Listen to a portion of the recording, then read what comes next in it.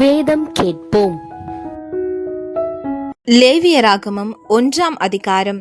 கர்த்தர் ஆசரிப்பு கூடாரத்திலிருந்து மோசேயை கூப்பிட்டு அவனை நோக்கி, நீ இஸ்ரவேல் புத்திரரிடத்தில் சொல்ல வேண்டியது என்னவென்றால், உங்களில் ஒருவன் கர்த்தருக்கு பலி செலுத்த வந்தால் மாட்டு மந்தையிலாவது ஆட்டு மந்தையிலாவது ஒரு மிருகத்தை தெரிந்தெடுத்து பலி செலுத்த வேண்டும்.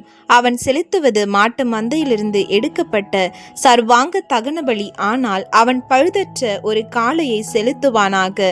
கர்த்தருடைய சந்நிதியில் தான் அங்கீகரிக்கப்படும்படி அவன் அதை ஆசரிப்பு கூடார வாசலில் கொண்டு வந்து, அது தன் பாவ நிவர்த்திக்கென்று அங்கீகரிக்கப்படும்படி தன் கையை அதன் தலையின் மேல் வைத்து கர்த்தருடைய சந்நிதியில் அந்த காளையை கொல்ல கடவன். அப்பொழுது ஆரோனின் குமாரராகிய ஆசாரியர்கள் அதன் இரத்தத்தை எடுத்து அதை ஆசரிப்பு கூடார வாசலில் இருக்கிற பலிபீடத்தின் மேல் சுற்றிலும் தெளிக்க கடவர்கள். பின்பு அவன் அந்த சர்வாங்க தகன பலியை தோலுரித்து அதை சந்து சந்தாக துண்டிக்க கடவன். அப்பொழுது ஆசாரியனாகிய ஆரோனின் குமாரர் பலிபீடத்தின் மேல் அக்கினியை போட்டு அக்கினியின் மேல் கட்டைகளை அடுக்கி அவன் குமாரராகிய ஆசாரியர்கள் துண்டங்களையும் தலையையும் கொழுப்பையும் பலிபீடத்தில் உள்ள அக்கினியில் இருக்கிற கட்டைகளின் மேல் அடுக்கி வைக்க கடவர்கள். அதன் குடல்களையும் தொடைகளையும் அவன் தண்ணீரினால் கழுவுவானாக. அவைகளை எல்லாம் ஆசாரியன் பலிபீடத்தின் மேல் சர்வாங்க தகன பலியாக தகனிக்க கடவன். இது கர்த்தருக்கு சுகந்த வாசனையான தகன பலி.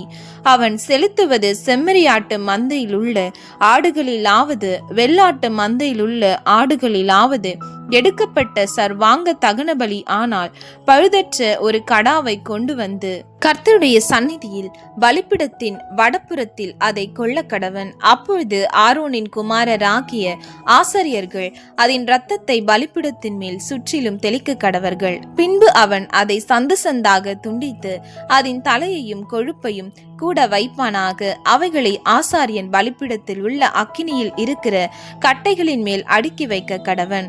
குடல்களையும் தொடைகளையும் அவன் தண்ணீரினால் கழுவுவானாக. அவைகளை எல்லாம் ஆசாரியன் கொண்டு வந்து பலிபீடத்தின் மேல் தகனிக்க கடவன். இது சர்வாங்க தகன பலி. இது கர்த்தருக்கு சுகந்த வாசனையான தகன பலி.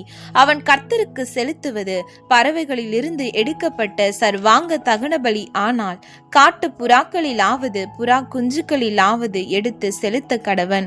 அதை ஆசாரியன் பலிபீட தண்டையில் கொண்டு வந்து அதன் தலையை கிள்ளி பலிபீடத்தில் தகனித்து அதன் இரத்தத்தை பலிபீடத்தின் பக்கத்தில் சிந்தவிட்டு அதன் இறைப்பையை அதன் மலத்தோடு கூட எடுத்து அதை பலிபீட தண்டையில் கீழ்ப்புறமாக சாம்பல் இருக்கிற இடத்திலே எரிந்துவிட்டு பின்பு அதன் செட்டைகளுடன் அதை இரண்டாக்காமல் பிளப்பானாக.